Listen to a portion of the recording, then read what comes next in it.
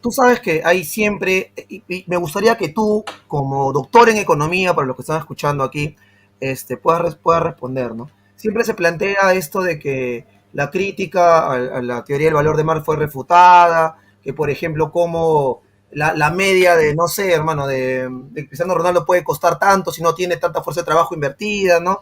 O por qué la gente de OnlyFans entonces, en fin, tú sabes cuáles son todos los argumentos que utilizan los libertarios. Y como acá veo en los comentarios ese punto, y digamos, ¿quién mejor que tú? Pues que ha tenido esa profundización en esta temática. Entonces nos puedes explicar por qué esto de que ya fue refutada la teoría del valor trabajo es falso, ¿no? Vamos a ver, la crítica de von Bawerk a la teoría del valor trabajo es la misma crítica que hizo el economista italiano Achille Loria. Ahí te Y pregunto. Achille Loria fue refutado por Engels en el tomo 3 del Capital en uno de los prólogos.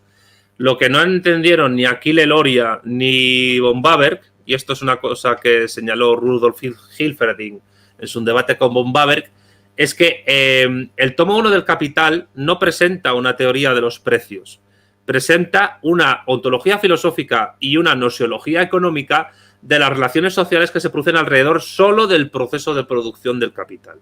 Es decir, el tomo 1 del Capital no habla de los precios comerciales, habla de cómo las relaciones sociales históricas se producen alrededor simplemente del coste de producción de las mercancías, de los bienes y servicios.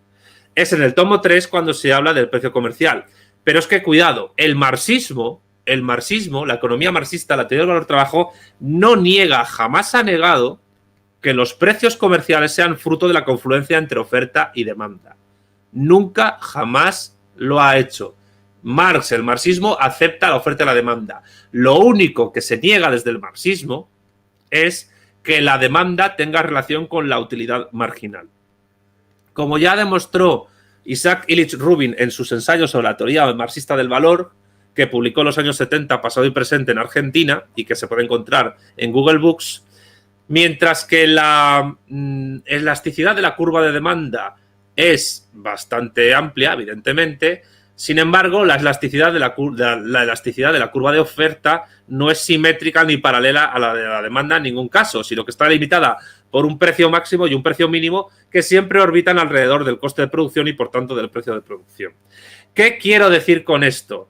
Que hay que tratar de entender la relación oferta-demanda en un sentido materialista y no idealista.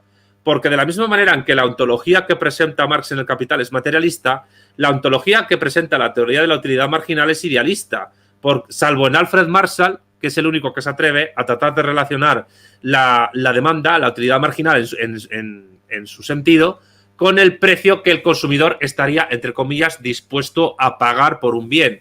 Es decir, lo que se llamaría la utilidad marginal del dinero. Sin embargo, es imposible saber económicamente, nosiológicamente, cuánto estaría una persona dispuesta a pagar por algo. Lo único que podemos saber es lo que efectivamente pagamos. Eso es lo que teorizó Samuelson con la teoría de la preferencia revelada, que después de la teoría de la utilidad ordinal y de la teoría de la utilidad cardinal es la tercera versión de la teoría de la utilidad marginal, porque la teoría de la utilidad marginal ha tenido 3 versiones y además ni siquiera todas son filosóficamente iguales. La teoría de la escuela austríaca es absolutamente idealista y subjetivista, mientras que la de la escuela de Lausana de Walras o la de los neoclásicos como Jevons o el propio Marshall, que para mí es el economista liberal más importante de la historia, dan importancia al dinero como forma efectiva de pago de las mercancías. Sin embargo, de la demanda, como demostró un economista post-keynesiano, por cierto, Atanasios Asimakopoulos, de origen griego, estadounidense, para construir la curva de demanda no es en absoluto necesaria la función de utilidad marginal para hacerlo.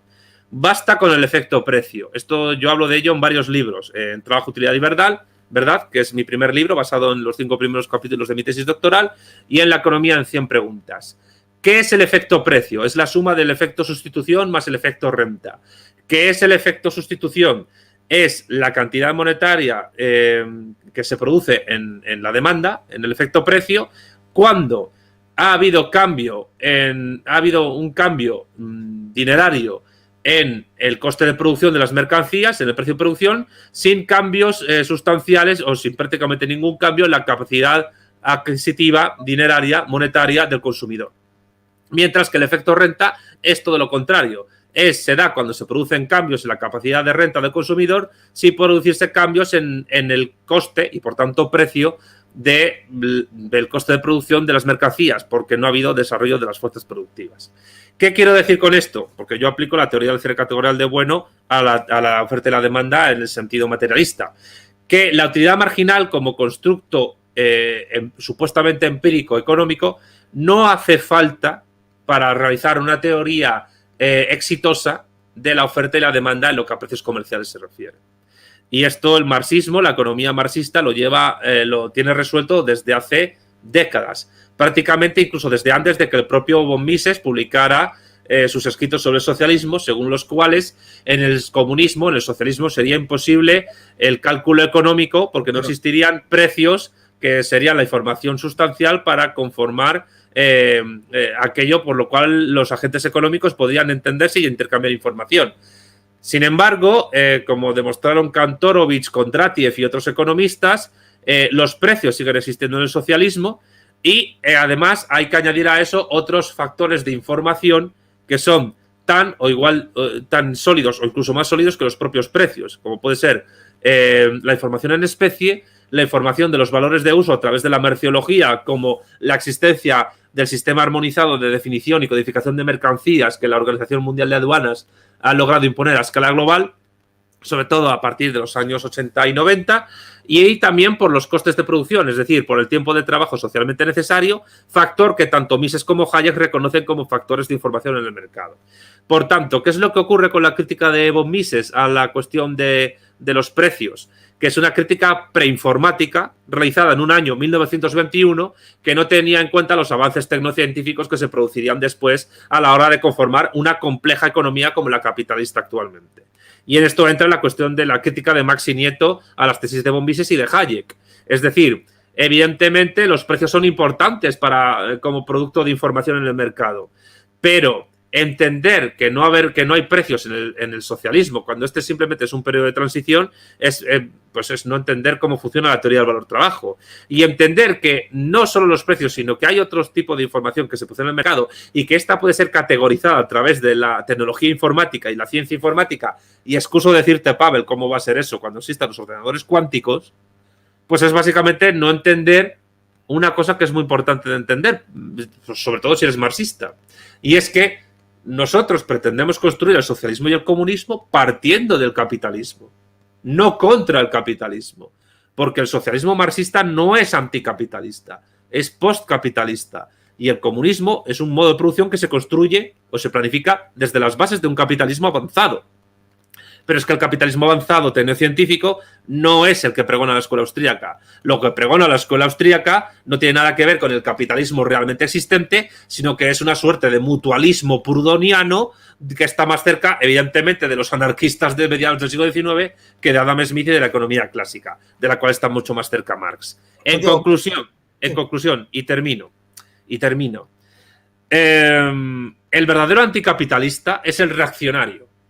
Es el derechista que pretende volver a tiempos previos al capitalismo que ya no pueden volver. El marxista es un sujeto que le dice al capitalismo: gracias por los servicios prestados, gracias por todo lo que has desarrollado, pero ahora, partiendo de lo que tú haces, vamos a ir a otra cosa. Y evidentemente, ya en los libros de historia del futuro, hablaremos de los conflictos y contradicciones que generabas, pero se señalará lo positivo y se señalará lo negativo y lo neutro, porque esto es una cuestión de grises. El problema es que muchos mal llamados libertarios, mal llamados liberales, han engañado a mucha gente haciéndoles creer que capitalista es toda persona que defiende el capitalismo o que capitalismo es simplemente gastarse un dinero en hacer una estupidez en el mercado.